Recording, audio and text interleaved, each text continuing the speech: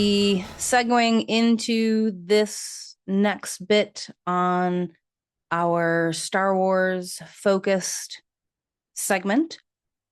If you have watched the full podcast, we just talked a little bit about the Galaxy Tours tour that I took in Tunisia and a little bit about Tunisia. But if you're just here for some information and pre-planning and travel tips for next year's Star Wars celebration, which is happening in Los Angeles, California, I'd like to offer you a welcome and hopefully you find some of the tips that I am sharing helpful for you.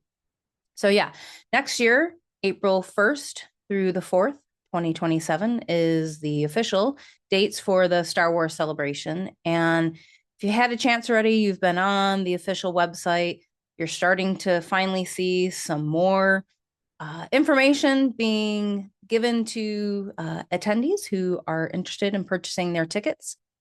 The information, I think it was like a couple weeks ago, was finally released that on May 6th, that is the official day that tickets can be purchased. So set your clocks wherever your time zone is to help you get ready, to be prepared to be in queue, to make sure that all of your debit cards and credit cards are in working order, because when the clock strikes the open time, you get to wait in queue like everyone else. There's actually no pre-sales for VIP this year. And some people say it's disappointing. Some people are happy about that.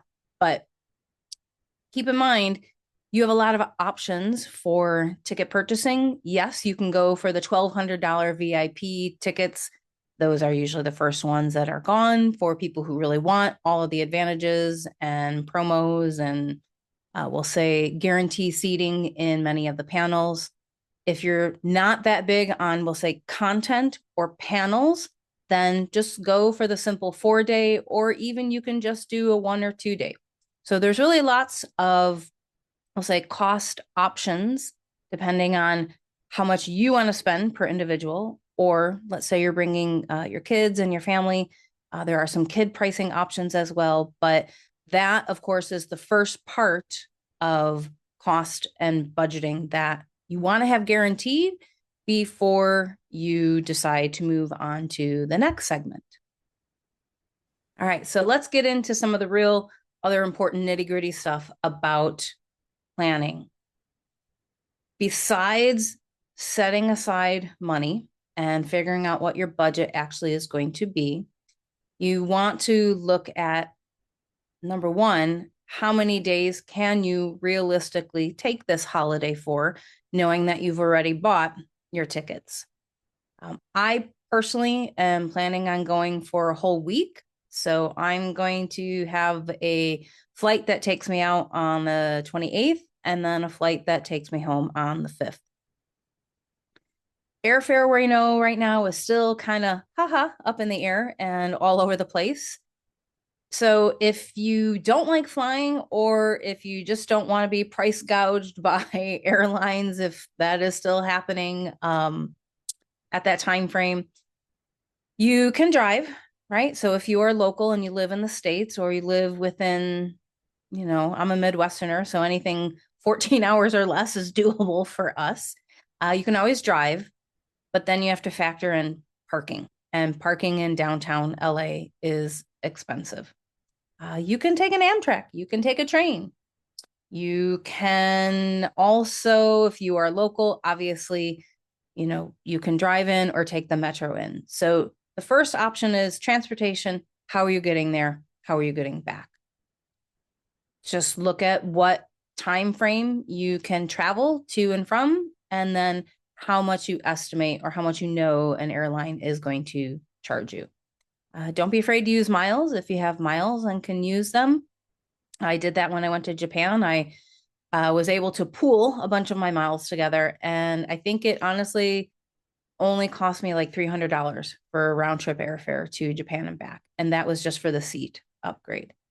So save your miles if that's something that you need to do for saving money. All right.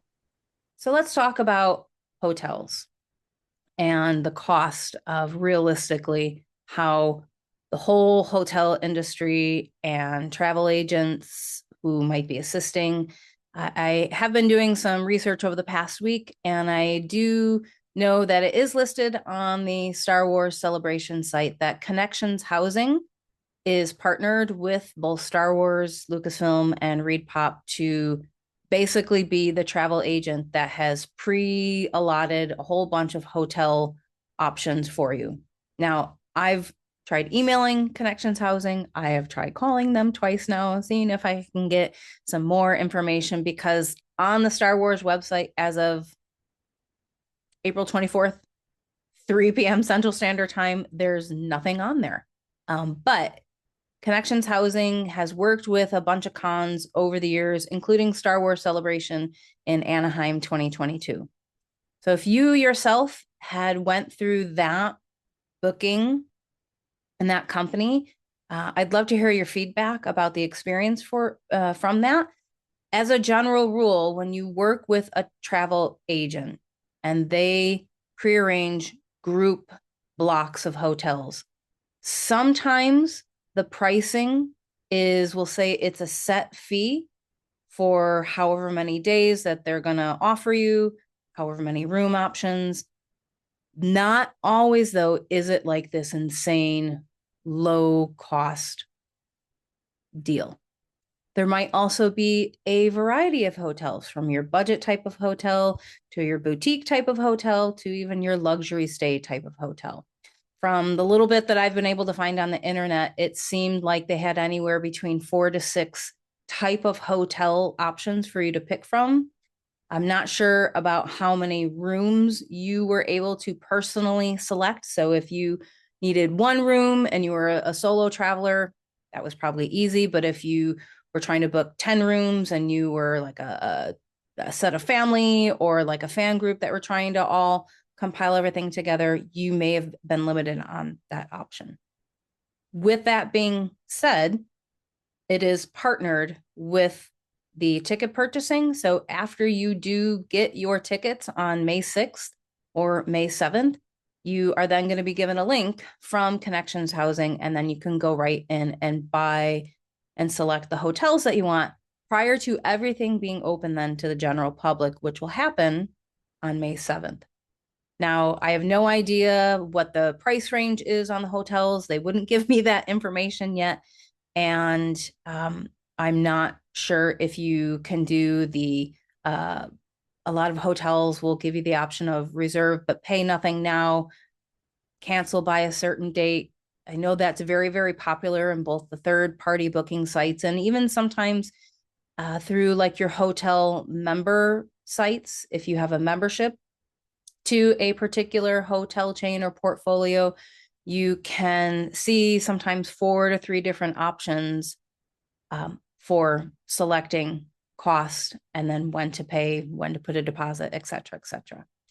I personally have a hotel that is booked for, we'll say like a lower end range that is a little farther away through a third party site. And then I do have another hotel prearranged through my IHG member rate. So I have 2 options that are guaranteed. They both are a different budget cost for that week. And then we're going to compare and see what Connections Housing actually has to offer us. It's good to have options. If you know of a hotel and you like the location and you're set on the budget and you have the money already to nail it down and confirm it, go ahead and book it. You're set. That part is done and out of the way. If you are a little bit more fluid or you're not sure, your plans might change, you might end up having a roommate who's willing to stay with you, then that also can allow you to really gauge where your budget needs to be for the hotel. It is, I think I calculated, it is about 340 days till Star Wars Celebration starts. And yeah, figure out, how much you need to save a week for the hotel. One of the other things that has kind of been, I'm seeing it a lot on some of the fan groups, is hotels now are starting to have this very open fluid, airy type of hotel room. And so there was a couple different discussions in one of the group of make sure that you're really comfortable with your roommates because you might be seeing them while they are on the loo. I know that they're being, they're joking about that, but if that is a concern, but you still want a room with someone, there are options that you can do for privacy. You can get like double-sided tape, and you can just get like a simple plastic shower curtain to like drape over that area. You can also contact a hotel manager directly and ask them if they can be a bit more accommodating about that. That is one of the things that helps when you do book direct with a hotel. There are the general reservation line that you can call, and then you can call and speak directly to the hotel manager. And so sometimes when you want something to be really firmly answered or to, we'll say, build a rapport with the entity that you're going to stay with for a week or 4 days time, just open up that line of communication. Communication is always the positive thing when it comes to all of this. And let's talk a little bit about what do you actually want to do besides going to the Star Wars celebration. If you are more into the pre and post party connections, there's a lot of things happening both the few days prior to when Star Wars celebration starts. I do know that the VCN network, they've got a bunch of different ticketed and non-ticketed events. So the big talk I know for a lot of people is actually going to Disneyland right before Star Wars celebration. But keep in mind that is also Easter weekend. And what that means is that more people who have off tend to have more holiday plans. And so it might be really, really busy on that 28th or 29th. But when isn't Disney busy, right? So I know that there is the Scum and Villainy VCN event that's going to be happening. If you haven't had a chance to check out the Scum and Villainy in California, they are actually opening a new rendezvous location, and you can go to their website and on their socials and check out all of the updated information. I thought it was really cool, so I decided to become a founding fleet member on that, and so I'm really looking forward to the VCN Scum and Villainy rendezvous event that week as well. You got Mosh Isley. Honestly, I don't know anything about this, but the few people that I met on the Galaxy Tours tour in Tunisia, they talked about how it's a great after party for some of the events. So that's another ticketed event. Again, you can go on their socials. They'll keep you updated to when tickets go on sale. And so depending on how many pre-post events are happening that week, or even like the night after Friday, Saturday, Sunday, that's part of your budget. If you are just wanting to keep it low key, obviously you don't have to go to any of those events. Maybe you choose to go to one of those events. I know that there is a lot of the 501st type of events where you're trading swag. And so that is another factor of cost. Are you going to make swag? That was a really cool thing that I did for Japan, and I got a lot of really cool swag. In fact, I still have my little swag bag here. So I love the Jawa stuff that I got. One of my cosplays last year was a Jawa. And yeah, the other thing, of course, is if you are a cosplayer, I hope you already have started planning, fixing, designing, whatever your cosplay is going to be, because with the 50th anniversary and with it being in LA, we know we're going to see some phenomenal cosplay. If cosplay is something that you are going to try for the first time, couple things to always factor in. You're going to be in California in April. It's still going to be hot. You're going to be in a convention center with thousands of people. It's going to be hot. So either know how long you want to wear that cosplay for. You can also, I've seen people who have like fans and insulation in there to keep them cool. For me, When I did the Jawa, I was only in it for 2 hours because it was hot in Tokyo and it was hot in the convention. Um, the other thing to factor in is how easily can you go to the restroom in your cosplay? Some are very easy. You just drop drawer and then easy peasy. Some are a little bit more complicated. So that is always a big factor for you to consider if you are wanting to do cosplay. Then there is also the meetup photo opportunities that happen. And what I can say is the cosplay portion of it and the meetup portion of it is nice, whether you are going as a big group or whether you are going as a solo person. I go to a lot of cons by myself, but you're in the same niche and you are going to start to see the same people, the same friends. And that is really, I think, one of the nicer things about the Star Wars community is that if you have a love for Star Wars, whether you're OG, whether you are new, whether this is going to be your first con, you really, really are coming into a welcoming community. And I think that's really important no matter uh, how you approach this next Star Wars celebration. Come into it with an open mind, come into it with a little bit of patience. I think someone had recommended today in one of the groups, they talked about make a list of what your top three definitely must be must sees are, and then have a plan B and then have a plan C. No matter what, you're going to have a really great time.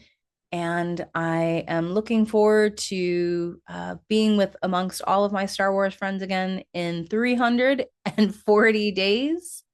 So if you have any other comments, questions, you can always message me on my socials. If you are watching this video on YouTube, please give it a like, share it for those that you feel it might be helpful for. And as always, may the Force be with you.